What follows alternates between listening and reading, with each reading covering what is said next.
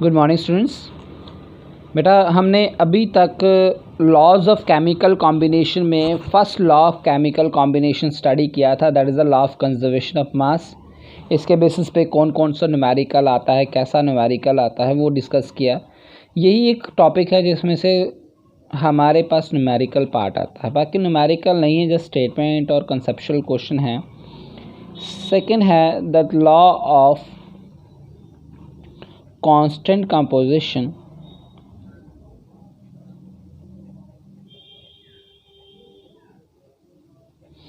या इसी को लॉ ऑफ डेफिनेट प्रोपोर्शन भी कहते हैं। बेटा law of constant composition was given by J.L. Proust. पहला लवॉसियर ने दिया था, दूसरा प्राउस्ट ने दिया। और ये लॉ कहता क्या है कि for a pure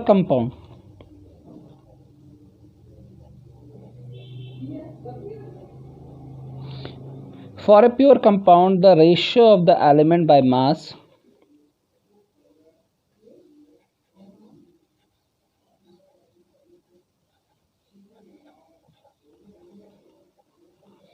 always remain fixed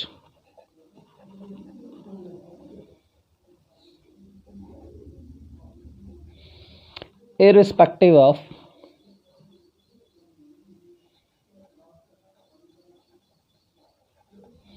nature of source of compound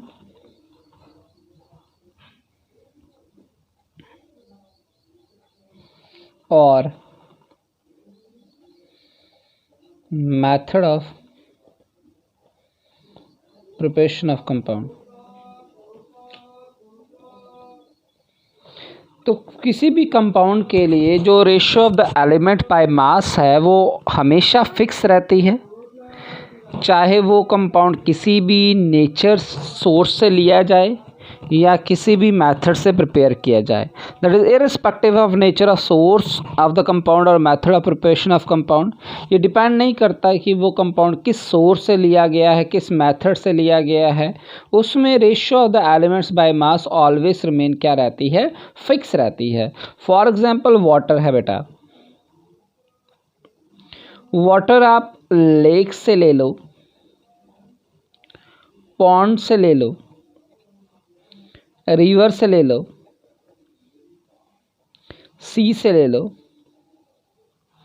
इसमें जो वाटर का फॉर्मूला है दैट रिमेन्स H2O।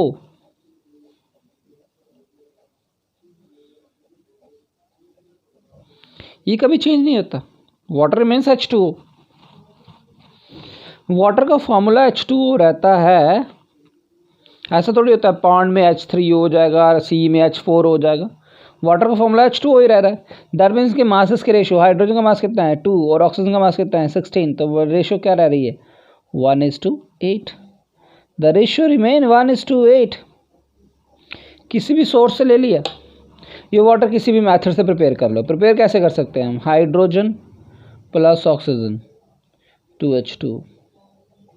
इस वाटर में भी हाइड्रोजन H2 है, ऑक्सीजन 16 है, तो 2:16 दैट इज रेशियो 1:8 ही आएगी। या हम मीथेन को बर्न करते हैं, ये बनाता है +CO2 + 2H2, इसमें भी 2:16 और 1:8 ही रेशियो आती है। वाटर का फॉर्मूला तो 2H2O ही रहा। तो किसी भी मेथड से प्रिपेयर कर लो या किसी भी सोर्स से ले लो, जो नेचर ऑफ कंपाउंड जो एलिमेंट्स की रेशियो है by mass in A compound, वो हमेशा क्या रहती है, फिक्स्ड रहती है। The ratio of the element by mass always remain fixed. But इसकी एक ड्रॉबैक है दैट देयर आर, बेटा कुछ कंपाउंड्स होते हैं जिनको हम नॉन स्टाइक्योमेट्रिक कहते हैं।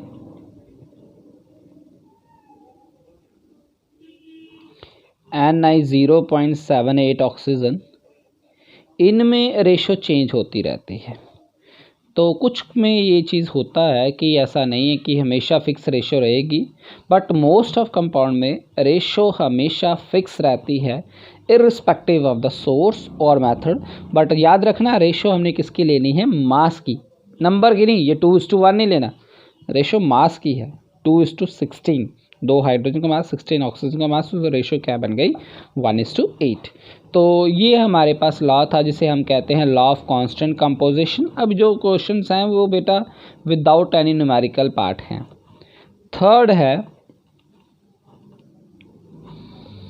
That is law of multiple proportion. ये बेटा डाल्टन एटॉमिक थ्योरी से ही ड्राइव्ड है और ये डाल्टन ने ही दिया है, जॉन डाल्टन।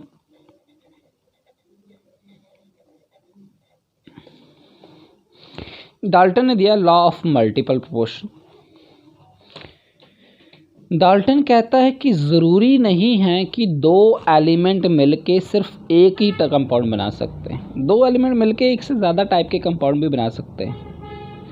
2 एलिमेंट मिलके एक से ज़्यादा कंपाउंड भी बना सकते हैं, बट अगर उन कंपाउंड्स में एक एलिमेंट के मास की रेशो फिक्स होती है, मास फिक्स होता है, तो दूसरा एलिमेंट हमारे पास सिंपल होल नंबर रेशो में आते हैं। तो डाल्टन क्या कहता है हमारे पास, अगर हमारे पास 2 एलिमेंट है कोई ए और बी, ज़रूरी नहीं कि वो सिर्फ एक ही कंपाउंड बनाएं, एक से ज़्यादा भी बना सकते हैं, बट उन कंपाउंड्स में एक एलिमेंट का मास अगर फिक्स कर दें तो दूसरे एलिमेंट का mass simple whole number ratio में होता है। तो according to this law,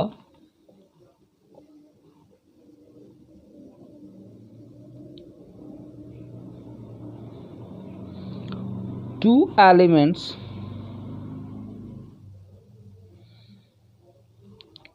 can combine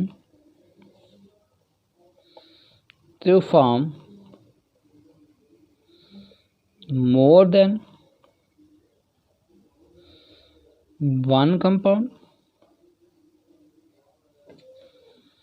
but if the mass of one element is fixed, the mass of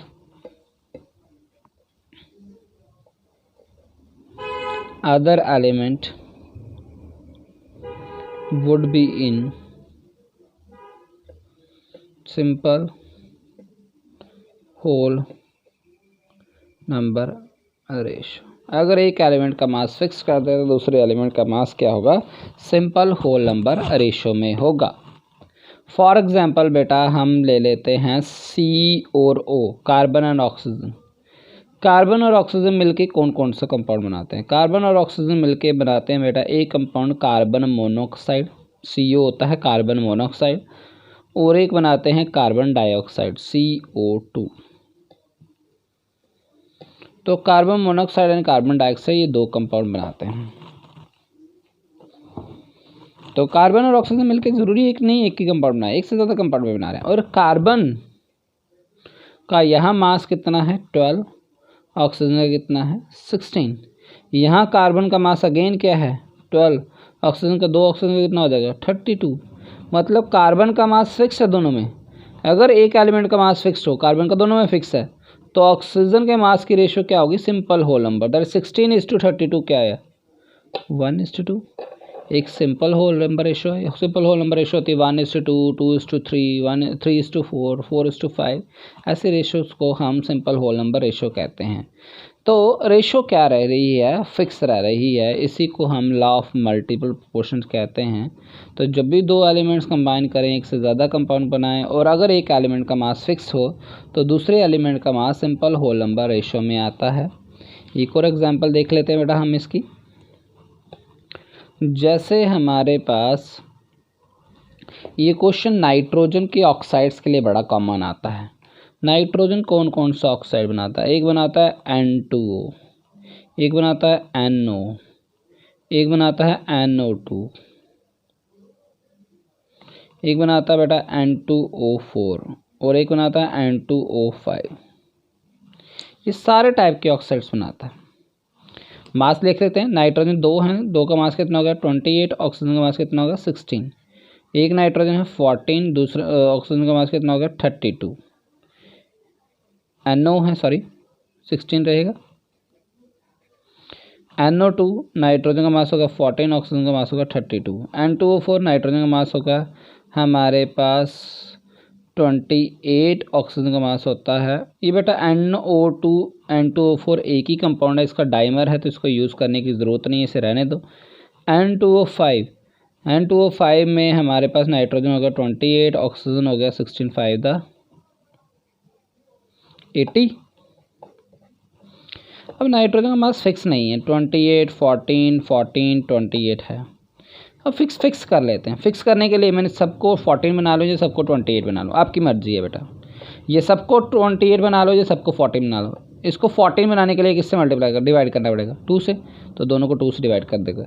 क्या आ जाएगा 14:8, दूसरा क्या है 14:16, तीसरा क्या होगा 14:32, मतलब क्या होगा 14, दोनों सबको 14 कर दिया 14:40। ठीक है, मैंने सबको 14 बना दिया। 14 बनाने के लिए इसको भी 2 से डिवाइड किया, ये तो से पहले से सेम था, ये पहले से 14 था, इसको भी 2 से डिवाइड कर दिया, तो क्या बन गया बेटा 14, 14, 14, 14। तो नाइट्रोजन का मास तो फिक्स्ड है, ऑक्सीजन का मास 8:16:32:40 है। अब कोई भी कर लो, रेशो क्या आ गई 1:2।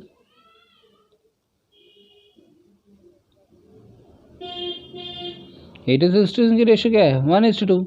16:32 की रेशो क्या है 1:2। 32:4 ठीक है रेशो।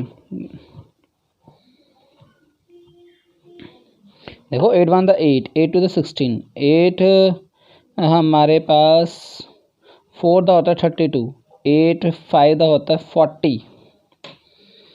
तो हमारे पास रेशो हमें एक सिंपल होल नंबर रेशो में आ रही है। इसी को हम क्या कह देते हैं बेटा, that is law of multiple proportion की अगर एक एलिमेंट का मास फिक्स्ड है तो दूसरे एलिमेंट का मास क्या होगा, सिंपल होल नंबर रेशो में होगा। ठीक है बेटा।